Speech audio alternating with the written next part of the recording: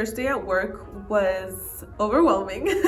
It was something new to me. I was not previously working one-on-one with children. I come from a background of working in preschools and just in general with children in classrooms. So working one-on-one with children in the home or in the community or even at a learning center is something that was very new to me when I started in the field. So I was very overwhelmed, but I'm very thankful that I had my supervisors there. I know I immediately called my supervisor after, and she was there for me and was like, okay, you need to calm down, because I was very nervous. So she was there for me and really talked me through, like, just, you're doing fine and we're gonna keep pushing. So that's life.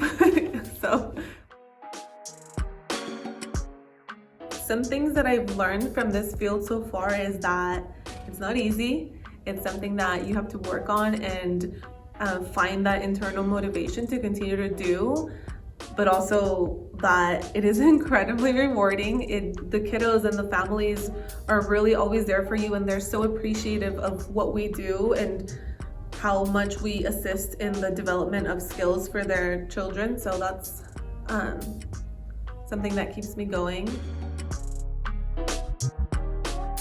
My worst types of days as a behavior technician would have to be when you've been working really hard for a certain skill, and for example, you've been teaching the child you're working with to make friends. You've been teaching them all of the skills and steps to making friends, and then they go out in the world and try and do everything that they've been taught, but then it doesn't happen how it should, or that's just something that is out of our control. So that's sort of really difficult for the child and also us, because we've been trying really, really hard to get them to where they are, and they are doing everything how it's meant to be, but then the friend says no, they don't want to play. So that's really difficult. So that's why I would say it's one of the worst experiences, because it is really difficult, but at the same time it is a really good learning experience, because sometimes things will not happen as we want them to. So then that's when us as behavior technicians and our behavior analysts can see, like, okay, now we have to put in place some coping strategies or some other type of things so they are able to navigate those type of situations. So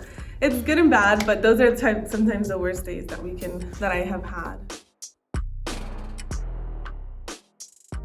I definitely do feel that I've made a difference while working as a behavior technician, not only because of the goals that we see that our kiddos master, because there are certain goals that we collect data on and they master, not only because of that, but also because the families, we can see as we go on in the progress that the families are having better relationships with their children, and that's super significant for us, because that's one of the biggest goals that we have. Sometimes families struggle to know and understand how to communicate with their children, and just being able to be there as they get the skills to be able to better communicate and be there for their children is why I definitely do feel that we make a difference as behavior technicians. Sometimes when you are struggling to find that motivation, I know that it's really helped me to reach out to my supervisors and ask them, like, is there anything else that I can do to challenge myself if that's something you are not feeling? I know when I've reached out for that, they have told me, like, you can help me do something different, like maybe do some token economies or just something different to help you refine, to help you find your motivation again, because it can be really hard. I'm not going to say that it's easy, because it's not. You have to continuously push yourself and challenge yourself. At least for me, that's what keeps me motivated and to keep going in this field.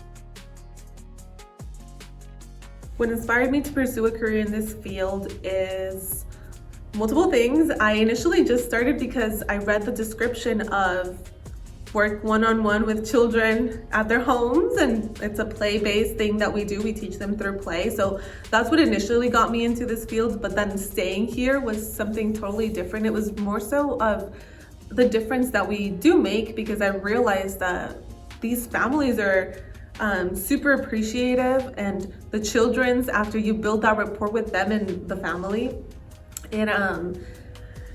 it really makes you want to continue to do this, not only with the specific family, but with multiple families. So really that. what I want to do next in my career. Thankfully, my supervisors were amazing and my coworkers were really great. They have really inspired me to continue growing in the field of applied behavior analysis. So I'm currently doing my master's program to become a behavior analyst in the near future. So